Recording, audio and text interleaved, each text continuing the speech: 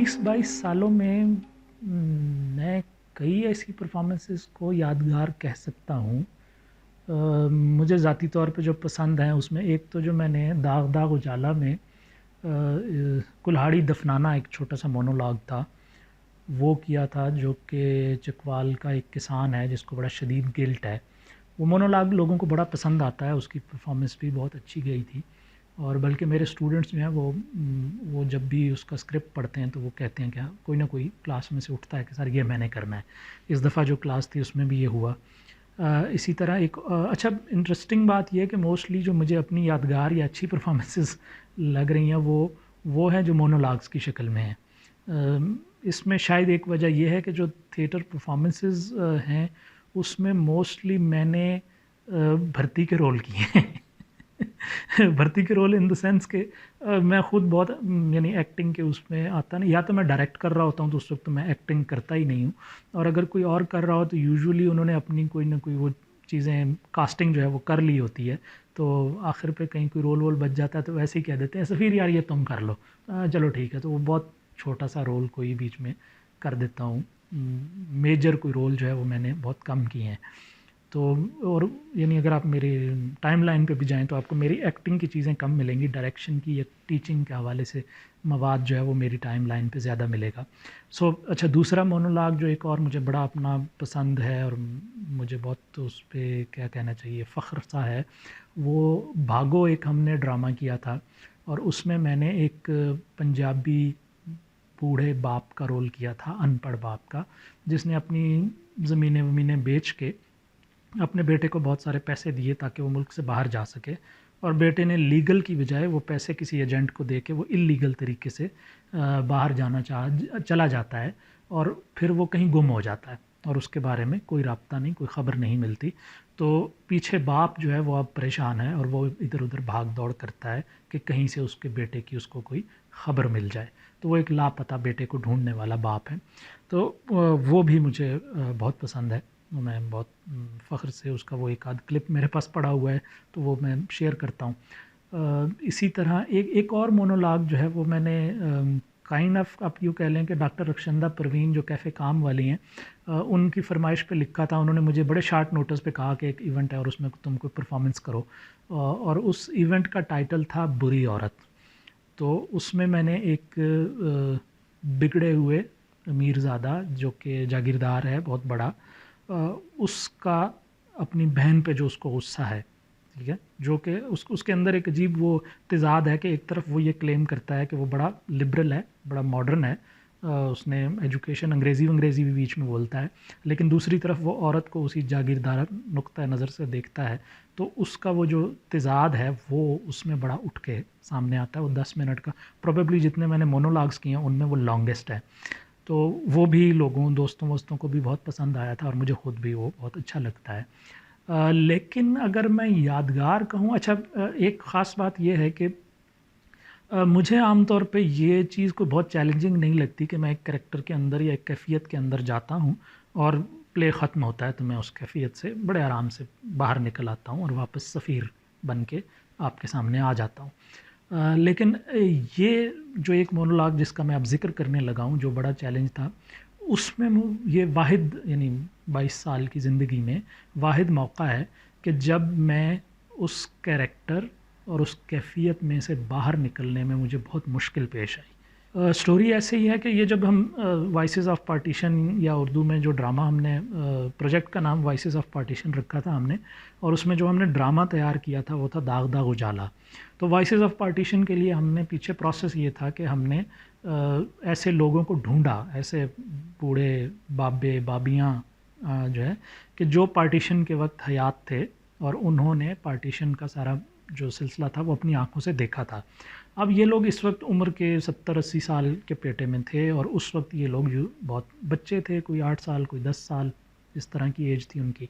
तो उन्होंने उस उम्र में जो कुछ देखा था, हम उनसे वो रियल लाइफ स्टोरीज़ उनकी कलेक्ट करते थे और उन स्टोरीज़ पर बेस्ड जो है वो हमने एक ड्रामा बनाने का प्लान था उस वक्त। दाग दाग उजाला अभी हुआ नहीं था, सो थोड़ा उससे हम पीछे हैं। तो वो स्टोरीज़ कलेक्ट करते हुए एक स्टोरी जो हमें मिली वो उसने बहुत सारी स्टोरीज़ ने बहुत स्ट्राइक किया था, उसमें से कोई भी स्टोरी ऐसी नहीं थी कि जिसको मैं कहूँ कि वो आम सी थी या गैर अहम थी या उसने मुझ पे कोई असर नहीं छोड़ा। लेकिन एक स्टोरी जो थी वो अली अब्बास ज़ैदी साहब उनका नाम था, और उनकी अपनी उस वक़्त वफ़ात हो चुकी थी। सो उनकी कहानी उन्होंने ख़ुद हमें नहीं सुनाई थी, उनके छोटे भाई ने मुझे सुनाई थी।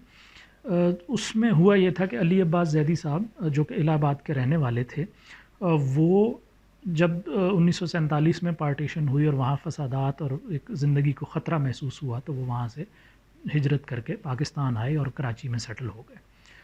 उनके साथ सितम ज़रीफ़ी कहिए, क्या कहिए, किस्मत की सितम ज़रीफ़ी है कि हुआ ये कि वो जब पाकिस्तान में सेटल हो गए तो उन्होंने किसी बैंक में नौकरी कर ली, और बैंक में काम करते करते उस वक्त चूँकि मशरक़ी पाकिस्तान भी था, तो उस बैंक ने उनको मशरक़ी पाकिस्तान की किसी ब्रांच में मैनेजर बना के ट्रांसफ़र कर दिया।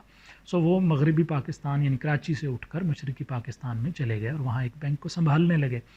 अब हुआ ये कि वो वहाँ चले गए तो वहाँ भी हालात ख़राब होना शुरू हो गए, और मशरक़ी पाकिस्तान और मगरबी पाकिस्तान का आपस का तनाज़ा और वहाँ ऑपरेशन और वो सारी चीज़ें, और अल्टीमेटली ब्रेकअप हो गया, सुकूत ढाका जिसे हम कहते हैं।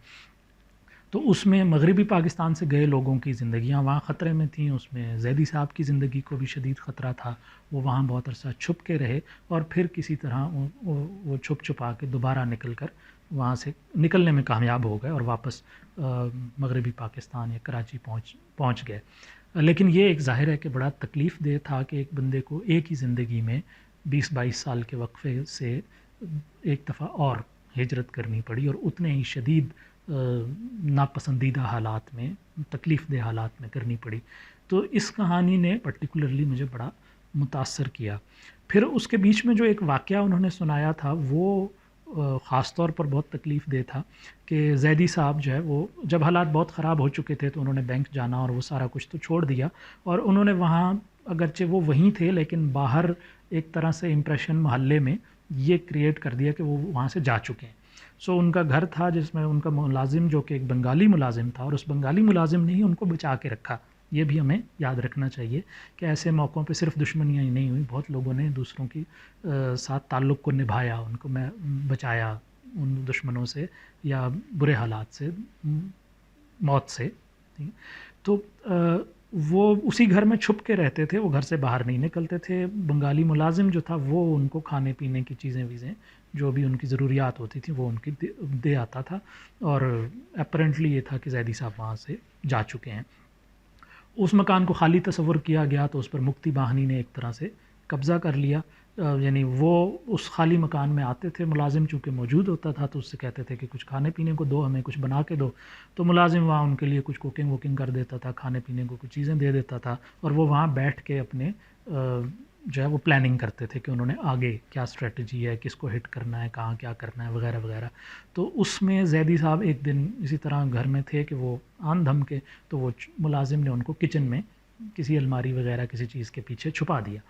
अब वो वहाँ छुपे हुए हैं और इधर ये लोग बैठे हुए हैं, अपनी मीटिंग इनकी चल रही है, मुलाजिम किचन के अंदर उनके लिए कुछ बना रहा है। तो वहाँ अब उनकी आवाज़ें जो हैं वो, जो मीटिंग चल रही है वो गुफ्तगू ये बड़े क्लियरली सुन सकते हैं, और उसमें बहस ये चल रही है कि आगे उन्होंने किस-किस को, उनकी हिट लिस्ट पे कौन लोग हैं, किसको कहाँ मारना है, कैसे मारना है। तो उस हिट लिस्ट के डिस्कशन में तीसरे-चौथे नंबर पे शायद इनका अपना नाम था। तो उन्होंने वहाँ छुपे हुए हैं और अपने कानों से सुना अपनी मौत का ज़िक्र, अपनी मौत की प्लानिंग। तो ये लम्हा मेरे लिए बड़ा ही जो है एक क्या कहना चाहिए, इसने मुझे स्ट्राइक किया, हिट किया बहुत ज़ोरदार, और मुझे एक वो जो कहते हैं ना पंजाबी में लड़ गई, तो वो ये लम्हा मुझे लड़ गया और मैंने कहा कि इस पे मोनोलॉग बनाना है। ये हमने बाद में दाग दाग उजाला में शामिल नहीं किया क्योंकि ये 71 से इसका जो है तो वो रिलेशनशिप था, ये 71 से रिलेटेड था, जबकि हम 47 के उस पे कर रहे थे सारा कुछ, तो ये हमने उसमें शामिल नहीं किया। लेकिन उससे पहले जब हम तैयारी कर रहे थे, प्रैक्टिसेस कर रहे थे, चीज़ें कर रहे थे, तो उसमें एक दफ़ा हमने सोचा कि हम कुछ मोनोलॉग्स जो हैं वो परफ़ॉर्म करके लोगों को दिखाएँगे। जबकि अभी ये वर्क इन प्रोग्रेस था, उस इवेंट का एक्चुअली टाइटल भी यही था, वर्क इन प्रोग्रेस। तो उसमें मैंने कहा कि मैं ये वाला जो सीन है इसको इनेक्ट करूँगा। तो मैंने वो मोनोलॉग लिखा और उस मोनोलॉग को फिर उसकी प्रैक्टिस की और एक परफॉर्मेंस करने का, वो जो परफॉर्मेंस का दिन था, यूएस एजुकेशन फाउंडेशन के दफ्तर में, ये एक बड़ी लिमिटेड सी ऑडियंस के लिए परफॉर्मेंस थी। I remember it was I think February 2015 की बात है ये। तो वहाँ पे जब मैं ये परफॉर्म करने के लिए गया स्टेज पे, तो वो एक कैफियत जो मुझ पे तारी हुई, एक ऐसे शख्स की जो अपने एक जगह छुप के बैठा हुआ है, उसके कातिल उसके कत्ल का प्लान कर रहे हैं, वो वहीं पे मौजूद हैं, और अगर उनको अभी मेरे किसी हरकत से ये पता चल जाए कि मैं यहाँ छुपा हुआ हूँ, तो वो अभी मुझे मार देंगे। सो मौत बिल्कुल ये मेरी आंखों के सामने खड़ी है। तो इस लम्हे को मुझ पे लगता है फिर वो कैफियत तारी हो रही। खैर, तो इस लम्हे को मैंने इनेक्ट किया। उस पे कुछ थॉट्स थी जो अंदर एक आपके चल रही होती है ना, सो इनर थॉट्स जो हैं, वो उसको मैंने मोनोलॉग की शक्ल दी एक्चुअली, कि वो अंदर सोच के आ रहा है वो बंदा जो इस कैफियत में मौजूद है, इस सूरत हाल में फंसा हुआ है।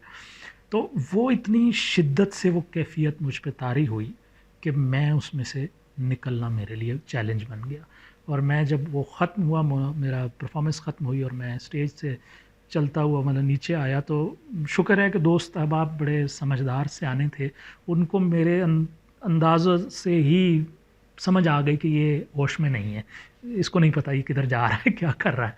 तो दो बंदे बड़ी तेज़ी से आए, उन्होंने, एक ने मुझे एक तरफ से बाजू से पकड़ा, दूसरे ने दूसरी तरफ से पकड़ा, और मुझे वो हॉल के बीच में से, लोगों के बीच में से निकाल के पिछले दरवाजे से बाहर ले गए, खुली जगह पे। घास का मैदान था, ये मुझे याद है। उस पे उन्होंने मुझे लिटा दिया, किसी को दौड़ाया कि यार पानी लेके आओ, किसी और को कहा कि कोई कैफ़े शैफ़े है या कोई किसी के पास जूस है तो कुछ ले आओ। तो मुझे पानी पिला रहे हैं, जूस पिला रहे हैं, मेरी तबीयत थोड़ी-सी बेहतर हुई तो कुछ खाने को दे दिया उन्होंने, कुछ इस तरह, और इधर-उधर की बातें कर रहे हैं ताकि मेरा ध्यान उस सीन पर से हटे और कहीं और शिफ्ट हो। तो वो थोड़ी देर बाद, ख़ैर मेरा ख़्याल है मुझे कोई ओवरऑल आधा घंटे से 45 मिनट के दरमियान इस तरह कुछ टाइम लगा, जिसके बाद मैं उठ के बैठ गया और फिर थोड़ी देर बाद मैं खड़ा हो गया और थोड़ा वो उस कैफियत से निकलने में कामयाब हो गया। तो फिर उन्होंने कहा कि चलो वापस चलते हैं। तो जब हम वापस हॉल में आए तो उस वक्त तक बाकी लोगों की परफॉर्मेंसेस भी ख़त्म हो चुकी थी और लोग खाने पीने और गपशप उसमें थे। तो ये एक बड़ी यादगार परफॉर्मेंस है जो कि मुझे नहीं भूलती है। और पता नहीं, मैं मेरा वैसे अब जो है ना, बार बार ये दिल कर रहा है कि ये वाला मोनोलॉग मैं कभी दोबारा करूं। और उस वक्त मैंने इंग्लिश में किया था, तो मैं शायद उर्दू में करूं।